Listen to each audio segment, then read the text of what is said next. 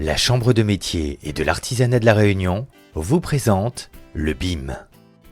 Ici, à Saint-André-au-Sirbat, nous proposons aux chefs d'entreprise du BTP des diagnostics afin d'évaluer leurs besoins numériques. Ce diagnostic va permettre d'évaluer leurs besoins de formation à l'URMA pour eux ou leurs étudiants. Une fois leurs besoins identifiés, ils sont directement dirigés dans les salles informatiques afin de bénéficier d'un apprentissage au BIM.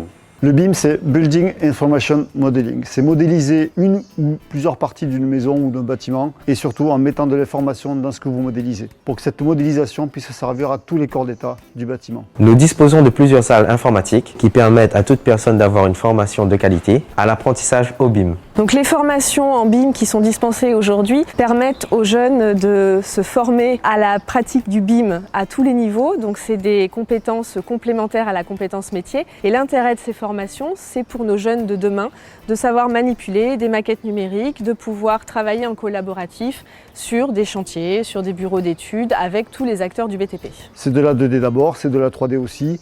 Ce qui est hyper important, c'est qu'en fait, quand je modélise un mur, ce mur, je dois lui dire à quoi il sert, de quoi il est composé. Ce qui doit permettre après à l'ingénieur derrière de récupérer toutes mes données et que lui, donc, il évite de remodéliser le mur. Au niveau du travail en partenariat avec la Chambre des métiers et l'URMA de Saint-André, les formations qui sont dispensées dans ces centres de formation permettent de finaliser et d'officialiser le partenariat avec l'Éducation nationale et plus largement avec le campus des métiers et des qualifications.